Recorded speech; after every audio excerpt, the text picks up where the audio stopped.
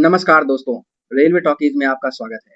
आज का ये वीडियो दोस्तों रेलवे और सेंट्रल गवर्नमेंट एम्प्लॉयज दोनों के लिए बहुत इंपॉर्टेंट है, क्योंकि लेबर ब्यूरो ने 30 जून को मई 2026 का एआईसीपीआई डेटा रिलीज कर दिया है दोस्तों। और इस डेटा ने जुलाई 2026 के डीए हाइक को लेकर तस्वीर बिल्कुल ही क्लियर कर दी है। और जो हमारा अनुमान था, आप यहाँ देख सकते हो, जनवरी 2026 से लेकर फरवरी, मार्च, अप्रैल में लगातार जो है दोस्तों हमारा जो सीपीआई आईडब्ल्यू है, consumer price index industrial worker, ये जो है दोस्तों लगातार बढ़ते जा रहा है। ये 3.7 से लेकर अभी 4.72 तक पहुंच गया है, जो लेटेस्ट आंकड़ा आया है आपका मई का। दोस्तों वीडियो को अंत तक देखना बिल्कुल मत भूलिएगा। जो नए हैं चैनल को लाइक से सब्सक्राइब भी कीजिएगा। मैं आपको एग्जैक्ट नंबर क्या आपका डीए होने वाला है जुलाई से और कैलकुलेशन दोनों ही यहीं पे करके दोस्तों दिखाऊंगा। अभी का दोस्तों जो सिनेरियो है हमारा, वो हमने देखा कि हमारा लास्ट जो डीए इंक्रीज हुआ था जनवरी 2026 में, वो 58% से 60%, 2% की हाइक मिली थी। मगर कहीं ना कहीं जनवरी के बाद से ही अनुमान लगाया जा रहा था कि इस बार जो है 2% से तो ज्यादा हाइक मिलना तय है।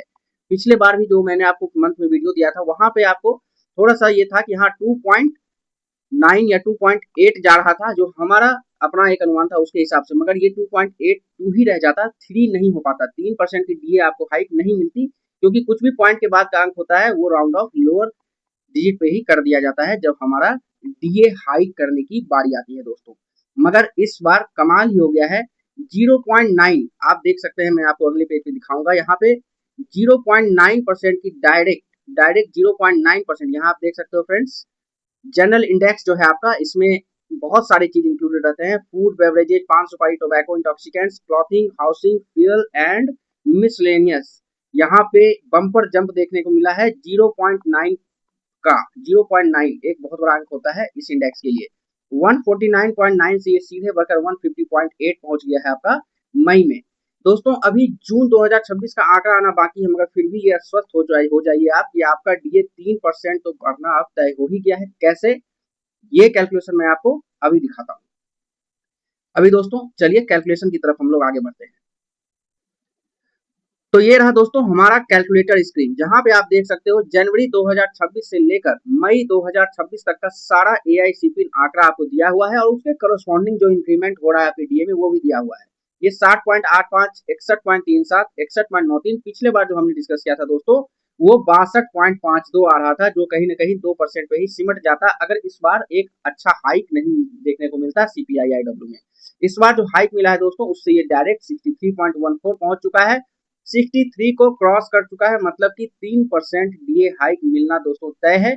इसके आपको सैलरी पे क्या असर पड़ेगा, और 8 सीपीसी का जो एरियर का गणना है, एरियर का जो कैलकुलेशन है, उस पर भी क्या असर पड़ेगा, ये भी दोस्तों हम अभी इसी वीडियो में डिस्कस करेंगे। दोस्तों एक बार देख लेते हैं कि अगर जून में, मान लीजिए जून में मैं ऐसा मान के चलता हूँ कि नहीं बढ़ा हमारा महंगाई दर, नहीं बढ़ा, जो कि ऐसा तो नहीं होगा। जून में भी आपने देखा है महंगाई बढ़ी है।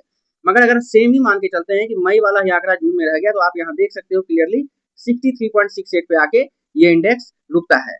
अगर मान लीजिए ये कहीं ना कहीं अगर बढ़ गया, मान लीजिए 151 हो गया, फिर भी 63.69 रहता है, और 152 अगर हो गया फिर भी 63.79 रहता है। 152 तो नहीं होगा दोस्तों।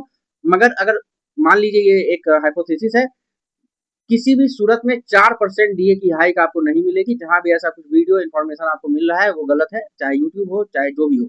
ये कहीं ना कहीं 63% ही रहेगा। 3% की ही डीए हाइक आपको मिलने वाली है फ्रेंड्स, ये तो तय है।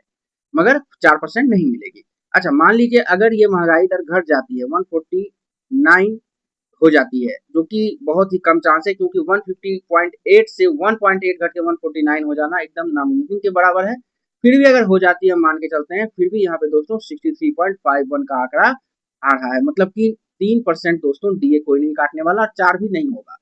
मतलब कि आप ये आश्वस्त हो जाइए, आपके बेसिक में 3% की वृद्धि इस बार होनी ही है। जिनका जुलाई में इंक्रीमेंट है उनको ऐसे ही 3% मिलेगा, और डीए भी उनको 3% मिलेगा। तो टोटल कहीं ना कहीं ग्रॉस आपका 5% के लगभग ओवरऑल सैलरी में देखने को मिल सकता है फ्रेंड्स। तो यहाँ पे फ्रेंड्स एक बार हम लोग देख लेते हैं कि सैलरी पे किनका क्या असर पड़ सकता है।